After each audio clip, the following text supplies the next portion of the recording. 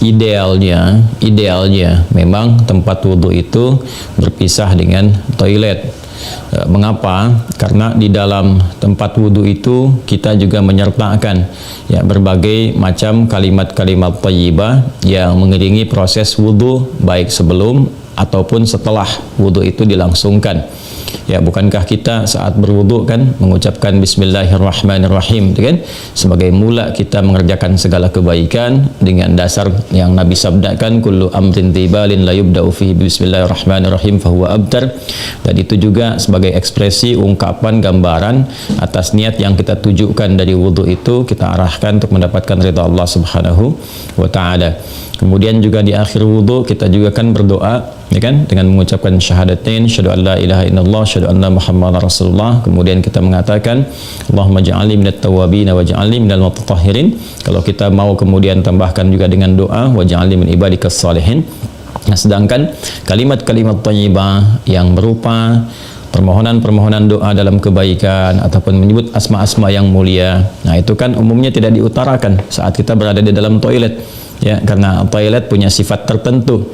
Ya, sifatnya hanya untuk menyalurkan atau membuang hadas, baik yang sifatnya kecil ataupun juga besar, dengan cara-cara tertentu yang boleh jadi juga melahirkan najis. Sedangkan wudhu itu ya tidak seketika juga menyatu dengan menghilangkan najis. Bisa jadi hanya hadasnya saja, belum tentu ada najisnya, gitu kan.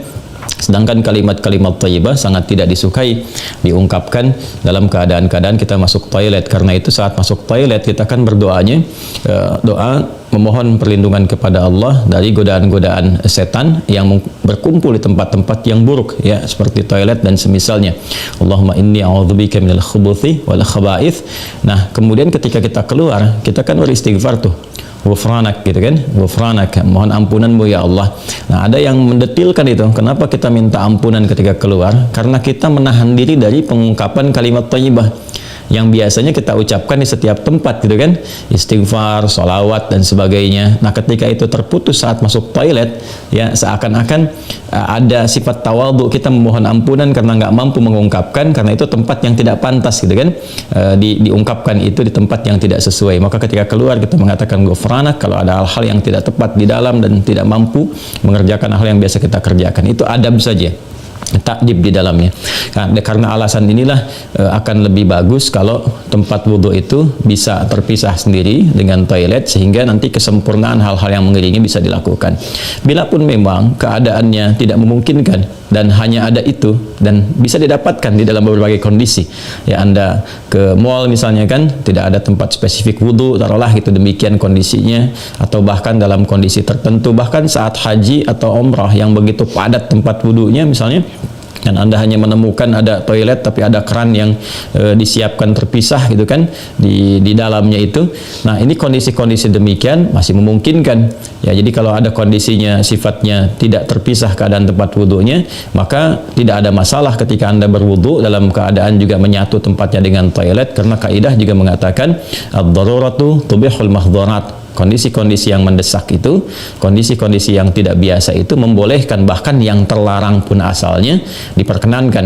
Nah, ini kan sifatnya tidak terlarang, hanya tidak disukai, gitu kan, makruh sifatnya, nggak ada nas haram di dalamnya, tapi sifatnya tidak disukai. Tidak disukainya itu karena kita tidak bisa mengungkapkan hal-hal baik yang mungkin kita bisa lakukan, ya, saat kita berwudu. Jadi kita berdoa harus keluar dulu setelah selesai wudu, gitu kan, baru kemudian kita bisa berdoa. Ataupun bismillahirrahmanirrahim hanya kita bisa ungkapkan dalam hati, nggak bisa kita lafadzkan, gitu kan. Doa-doa pun kita iringkan di dalam hati. Nah, itu hal-hal yang menjadikan kita kemudian tidak maksimal. Pun demikian juga ada satu kondisi lain, itu kan tempat berkumpulnya setan di tempat-tempat yang kurang bagus itu, sehingga godaan-godaan saat berwudu dan sebagainya, nah itu kadang-kadang lebih banyak. Nah, ini tentunya juga di satu sisi tidak berlaku juga, ya, kondisi ini saat misalnya kalau mandi besar, kadang-kadang kan juga tempatnya menyatu juga dengan toilet, kan mandi besar juga berlangsung wudu di dalamnya, kan? Nah, ini kita harus fleksibel juga dalam kondisi-kondisi demikian. Jadi ini yang mau saya katakan, tidak berhukum haram, itu bisa dilakukan. Kalau tempatnya kita misalnya memungkinkan untuk berpisah, bagus ada dipisahkan. Tapi kalau menyatu pun tidak ada masalah, kan? Tidak ada masalah sepanjang dalam keadaan-keadaan darurat tertentu dan tidak berhukum haram. Ya, apa dalilnya? Yang tadi saya sampaikan, ya tidak ada nas spesifik mengharamkannya, dan kadang-kadang kita mandi besar juga, ya, al-ghuslu dari janabah dan semacamnya juga berlangsung, dan dalam mandi besar juga ada wudu. Namun barangkali kesempurnaan itu tidak bisa kita iringkan dengan kalimat-kalimat thayyibah yang diungkapkan, hanya dalam hati kita lakukan. Jadi kalau tidak ada tempat lain dan menjadikan Anda berwudu, misalnya menyatu dengan toilet, di dalamnya ada toilet, maka kalimat-kalimat thayyibah itu cukup dalam hati, tidak perlu diungkapkan di lisan, ya kan?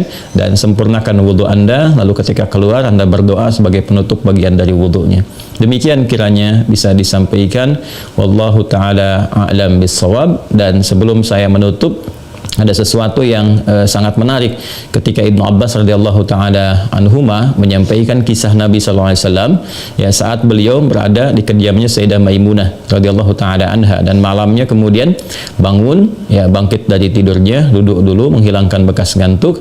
Nah, ini ditemukan di Sunan Abu Daud nomor hadis 1367. Tsumma dhahaba ila syanin mu'allaqah. Kemudian beliau pergi ke tempat tertutup. Nah, syanin mu'allaqah ini enggak disebutkan tempat tertutupnya. Apakah dia sifatnya mirhad, ya kan?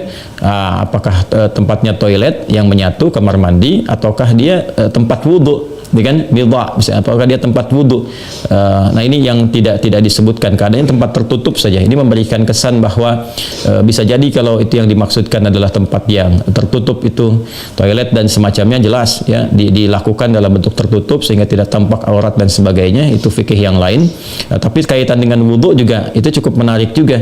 Hendaknya kalau kita pun membuat tempat wudhu di satu tempat, ya, dimungkinkan ada penutupnya, karena boleh jadi tempat-tempat yang digunakan untuk oleh laki-laki ataupun perempuan yang menyatu, ya, menyatu itu yang dimaksudkan dimanfaatkannya, ya, boleh jadi ada perempuan juga yang masuk ke situ, kan di satu tempat tuh nggak ada kekhususan gitu, ya. Nah, tapi tempat-tempat lain sekarang sudah lebih bagus, ini untuk laki-laki, ini untuk perempuan, tuh nggak ada masalah. Tapi kalau tempat yang digunakan untuk menyatu, dia hendaknya ada penutup sehingga nggak semua orang bisa mengakses ke dalamnya dengan batas-batas tertentu. Apa kaitannya, korelasinya dengan pertanyaan Anda? Syanin mu'allaqah di sana nggak disebutkan, ya, apakah itu tempat wudhu atau menyatu dengan toilet. Tapi babnya ketika keluar dari situ Nabi sudah berwudhu. Ya, sedangkan keterangan-keterangan tentang seputar wudhu Nabi dan bangkit di malam hari itu disertakan juga dengan janabat. Artinya apa? Di kondisi-kondisi tertentu kan mandi, kan? Dalam mandi itu kemudian ada proses wudhu dan sebagainya. Ini menunjukkan kesan bahwa dalam mandi itu kan ada, selain hadas juga ada sifat-sifat lain yang dibersihkan. Kan? Bisa jadi juga yang mengandung najis seperti buang air kecil, ya, dan sebagainya kan menyertai dalam mandi itu. Nah, ini memberikan kesan bahwa tidak ada hukum spesifik haram untuk mengerjakan wudhu di dalamnya, karena ada proses yang tadi saya sebutkan. Tapi lebih disukai kalau hanya untuk wudhu semata, tidak disertai dengan mandi yang lainnya, kalau ada tempat yang terpisah sehingga bisa menyempurnakan bacaan-bacaan yang dimaksudkan. Demikian Mas Wildan, ya, semoga bisa dipahami dengan baik. Allah Ta'ala alam bissawab.